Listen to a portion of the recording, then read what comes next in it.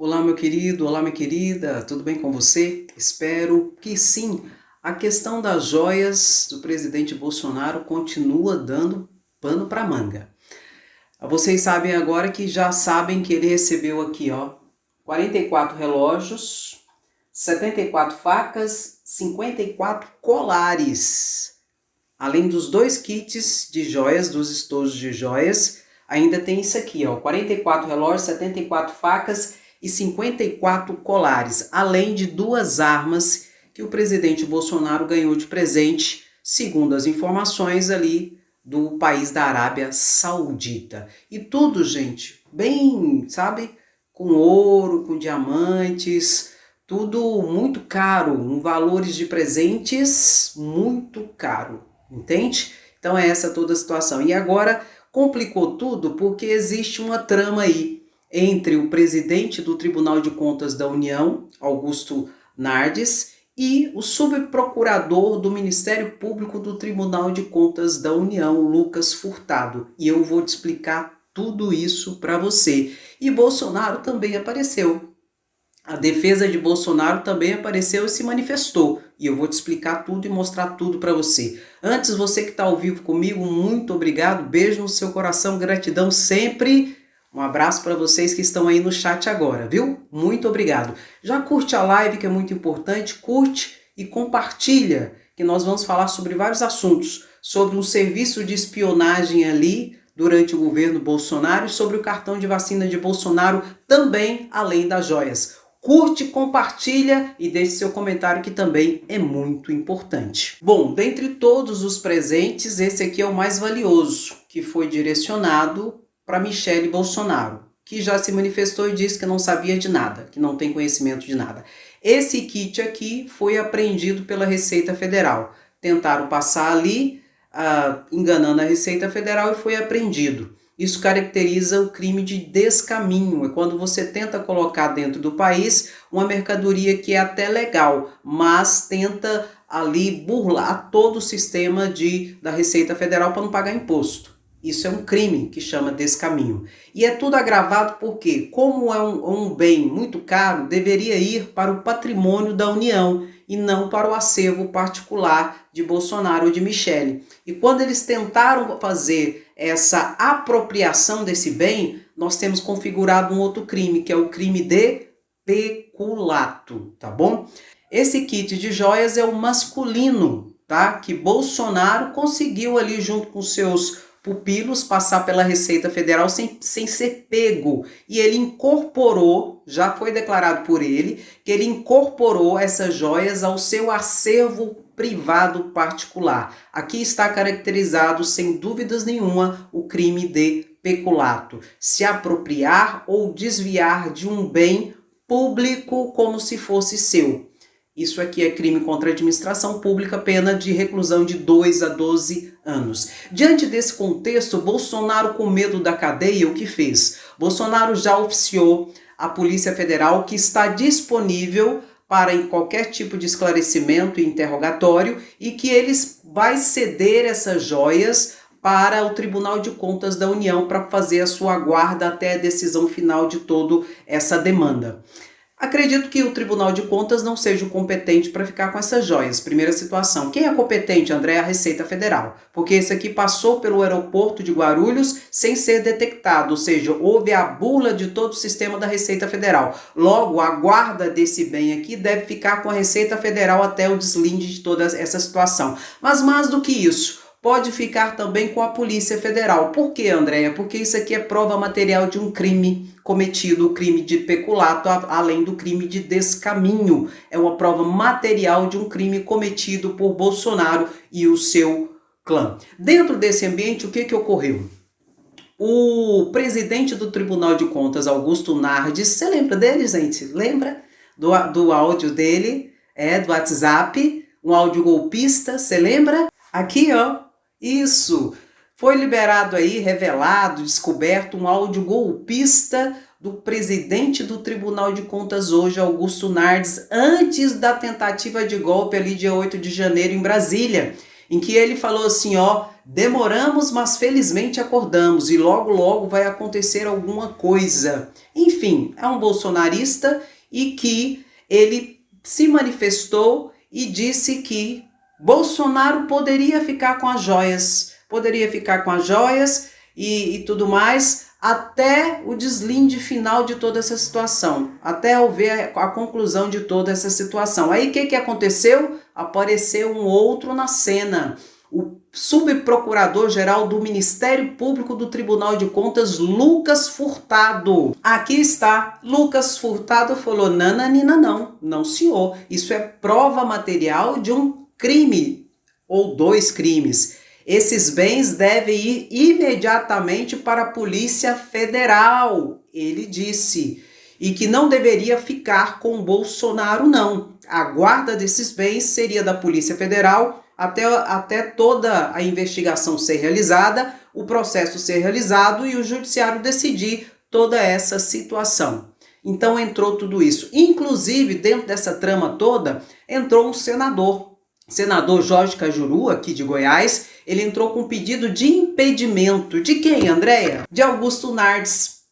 Augusto Nardes não pode tomar nenhuma decisão em relação a toda essa situação, segundo o senador Cajuru. Por quê? Porque ele é suspeito, ele é impedido, já que é um bolsonarista declarado, em que tenha envolvimento ali a partir de áudios, possivelmente até mesmo como um dos incitadores, ou quem sabe autor intelectual da tentativa de golpe no dia 8 de janeiro. Augusto Nardes se afastou à época e voltou agora caladinho, e é presidente do Tribunal de Contas. Olha só que situação. Mas, meu querido, minha querida, Bolsonaro então se manifestou, disse que está à disposição da Polícia Federal, deve devolver as joias logo logo, além dos relógios, além das facas e dos colares, que Augusto Nardes disse que não precisaria, que era coisa pessoal. Só que não é. Se for de alto valor, esses presentes devem ser incorporados ao acervo da União. E tudo isso, meu querido, deve desembocar em processo. Se Bolsonaro for condenado, vai responder por peculato, crime contra a administração pública e até mesmo descaminho, juntamente com a coparticipação ou coautoria, por exemplo, do ex-ministro da Minas e Energias, Bento Albuquerque, e o sargento e o Cid lá, os outros lá, que também ajudaram e tentaram resgatar a joia feminina que foi apreendida pela Receita Federal por 8 vezes. Uma situação horrorosa. Mas se não bastasse isso, foi descoberto também que durante o governo Bolsonaro houve uma ação da ABIN irregular.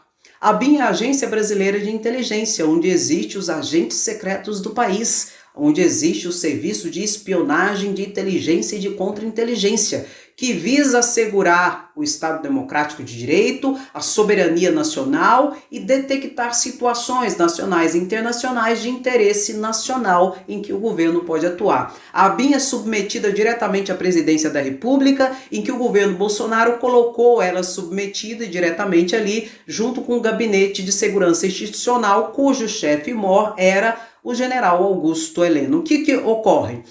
A ABIN ela tem um programa, um software que foi comprado de mais de 5 milhões de reais, um programa espião, onde você coloca o número de celular da pessoa, você consegue monitorar essa pessoa, onde ela vai, onde ela não vai, e tem inclusive ser acionado alertas, a depender do local que ela vai, você programa existe todo esse alerta, em que a pessoa é monitorada, em que a pessoa é vigiada 24 horas por dia.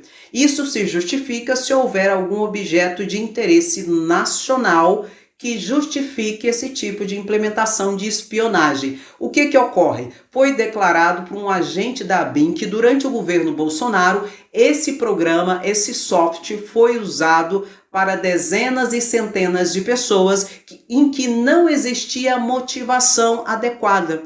Eu estou até imaginando a Michelle Bolsonaro sendo lá espionada por Bolsonaro, entende?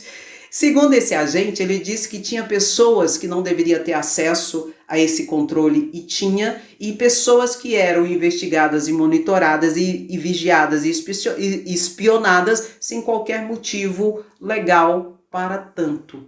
Eu estou até imaginando ali amante sendo espionado, Michele sendo espionada, inimigos políticos, adversários políticos sendo espionados, desafetos sendo espionados, toda aquela balbúrdia usando a máquina pública para interesses diversos daquele que a base legal lhe dá substrato. Tendo configurado, portanto, caso isso seja comprovado, meu querido, minha querida, abuso do poder, desvio do poder, excesso de poder, em que quem deve responder? Quem deve responder, Andréia? General Augusto Heleno, que era o diretor ali, o chefe do Gabinete de Segurança Institucional, e também o diretor, à época, Alexandre Ramage, da ABIN. Eles foram procurados ali pelo Globo para explicar, para falar sobre isso e dar a sua posição. Nenhum dos dois quis se manifestar. Então, logo deve aí desembocar mais situações de pessoas espionadas sem ter nem porquê nem para quê. Para situações familiares, para situações do dia a dia, né? É traição, é a série de situações horrorosas em que eu não esperaria coisa diferente vindo do clã Bolsonaro e de outras pessoas. Tem que ser investigado quem tinha acesso a esse programa, que não é qualquer um, somente os agentes da inteligência brasileira que são concursados, agentes que realmente sabem assim, o seu lugar, e quem foi investigado. E não dá todo esse poder para qualquer um, não é? Porque com certeza o que Alexandre de Moraes deve ter sido ali, ó, espionado, né? Qualquer um que se levantasse contra Bolsonaro deve ter sido espionado, não foi brincadeira, né? Então isso é uma vergonha, mais um escândalo. E dentro desse ambiente, a Controladoria Geral da União decidiu que o cartão de vacina de Bolsonaro tem interesse público e deve dar-se publicidade. Já notificou o Ministério da Saúde para que o Ministério da Saúde publique o cartão de vacina de Bolsonaro. Mas a Controladoria Geral da União já declarou em entrevista que Bolsonaro foi vacinado em 2020. Sim. E que até o momento não foi encontrado nenhum tipo de sabotagem, nenhum tipo de fraude ali no sistema do SUS de vacinação. Porque assim que a Controladoria Geral da União manifestou essa revelação, os bolsonaristas e o próprio clã Bolsonaro disse que houve fraude no cartão de vacina de Bolsonaro, que Bolsonaro não tinha vacinado. E não foi encontrado nenhum tipo de fraude. Ou seja, Bolsonaro foi vacinado sim. Enquanto ele incitava e propagava que as pessoas não deveriam se vacinar, que se vacinasse ia virar jacaré, que quem vacinava era marica, ele se vacinou. Até porque, meu querido, minha querida, se Bolsonaro não tivesse se vacinado, ele não poderia viajar. Não, ele não poderia entrar em outros países. E ele fez viagem, não sei se você lembra, para os Estados Unidos, ele fez viagem para a Rússia. Se ele não tivesse com seu cartão de vacina em dias, ele não entraria em nenhum desses países.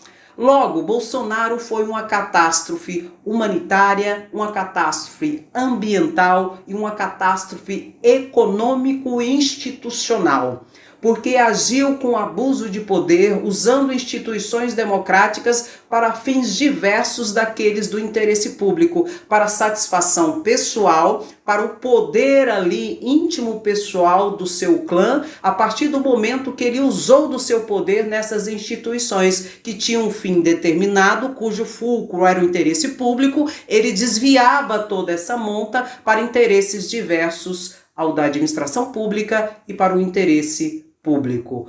Fazendo o quê? Ele cooptava, ele captava, ele raptava as instituições para não agir como instituições do Estado, mas instituições de governo com questões comezinhas, paulatinas e interesses diversos da administração, dentre os interesses criminosos, nefastos, como esse em relação às joias roubadas. Roubadas é uma forma de dizer, mas subtraídas, não. Apropriadas seria o termo correto que configura no crime de peculato. Isso é só a ponta do iceberg. tem muito mais coisa para ser desvendado e eu estarei aqui para dizer e mostrar para vocês. E aí? Bolsonaro se vacinou? Uhum. Bolsonaro roubou? Uhum. Mas se apropriou? Uhum. Peculato? Uhum. E aí, Nardes? Será que é mal de Augusto, gente? Augusto Nardes me fez lembrar de Augusto Aras, passador de pano, bolsonarista. Ai, que coisa horrorosa. Deixe o seu comentário que é muito importante. Você que está no chat ao vivo comigo, meu querido, minha querida, beijo no seu coração, gratidão sempre. Curta essa live, compartilha que é importante, tamo junto e misturado todos os dias aqui, sempre que possível, e conto sempre com sua presença, gratidão sempre.